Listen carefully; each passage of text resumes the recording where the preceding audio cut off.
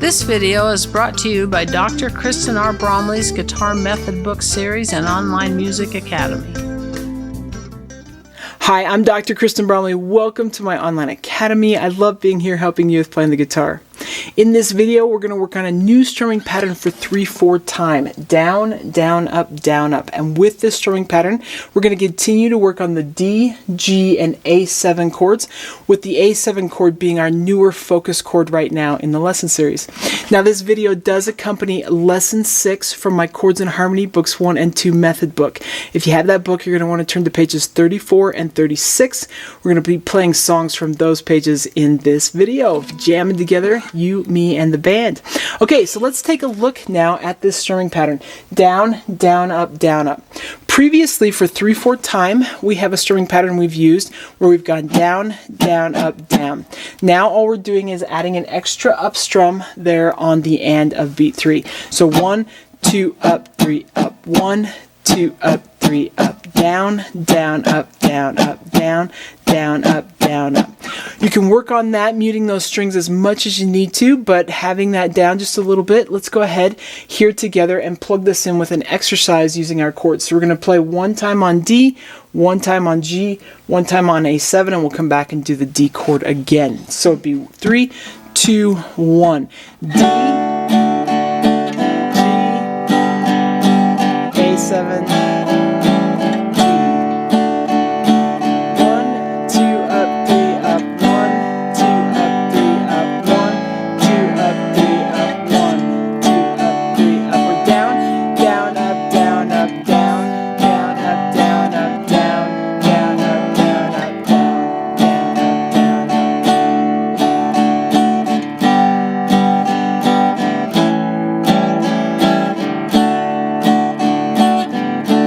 practice that sort of thing as much as you need to get comfortable playing that strumming pattern with these chords, which we're going to be using as we play songs throughout the video here. Now, with this, when you're switching the chords, and I've mentioned this tip before, but I'm going to mention it here again, you want to start switching chords either on that final up strum, so on the end of 3, start making your chord change happen there, or right after you've played that up strum. So if I slow it down here a little bit, it'd be like 1, 2, up, 3, up, switch, switch,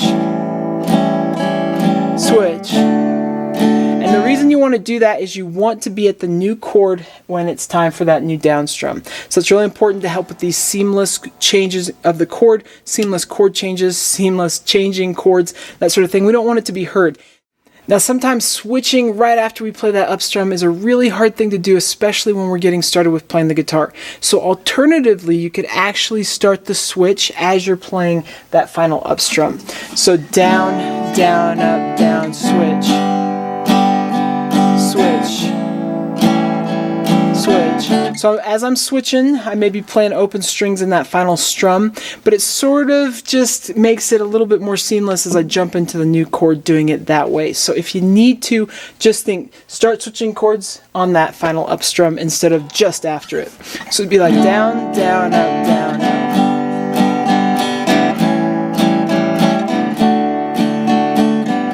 Technically, when we have the open strings, we're not playing the chord quite right, but it does work okay to throw in just a strum of the open strings as we're switching chords or catching whatever notes we catch from it. So that's a little tip there.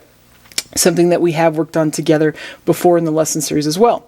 The other thing, though, that I need to mention with this strumming pattern is that we're using even eighth notes right now. 1, 2, up, 3, up. We could also swing the eighth notes, meaning these up strums would come in a delayed fashion. They're going to be pushed further back into the beat. So down, down, up, down, up. 1, 2, up, 3, up. That means that there's a little bit of a pause before I come up after I've done my down strum.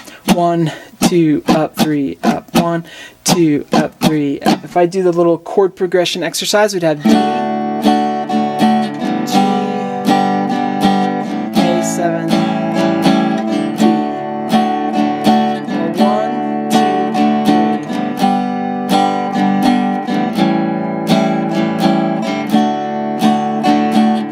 3. Something like that.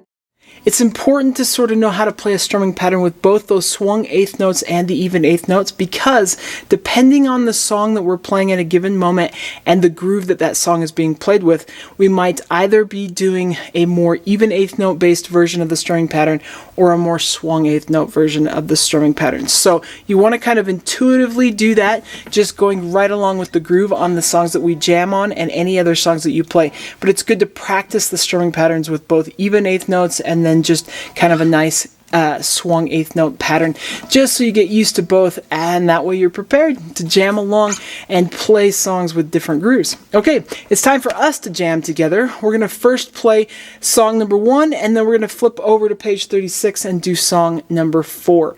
With song number 4, there are some chords that we haven't played here together and that are on the board. So if you run into any chords that you don't remember, you can check out in the back of the book. There is a chord diagram page, or you can also just flip to earlier pages in the lesson book there and find where those chords were taught. Or you can check out previous videos where those chords were taught. So you're going to run into some of those, especially with number 4. With number 4, it's actually written in 4/4 time. We're going to be using that chord progression in 3/4 time. So for each measure shown there with those chords, we're going to use this strumming pattern instead of playing one for 4/4 time.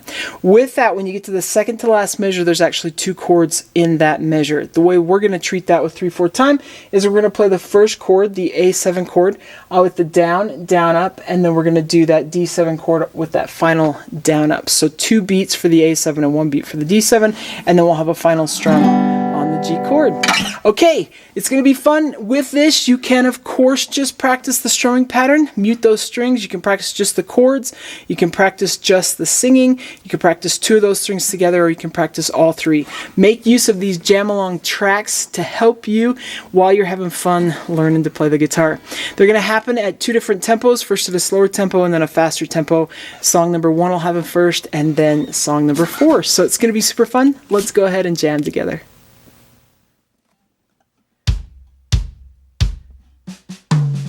Did you ever hear of sweet Betsey from Pike, who crossed the white berries with her lover like, with 2 yoke of oxen and 1 spotted hawk, a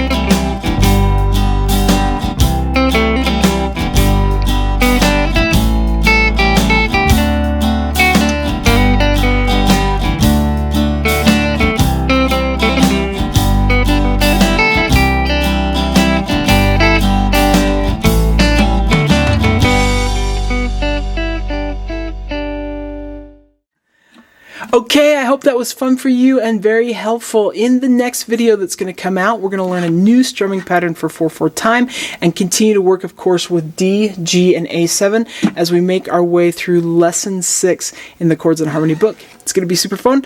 Hope you're enjoying this. Take care, and I'll see you again. Thanks for watching this video. If you found it helpful, please hit the like button and subscribe to the channel.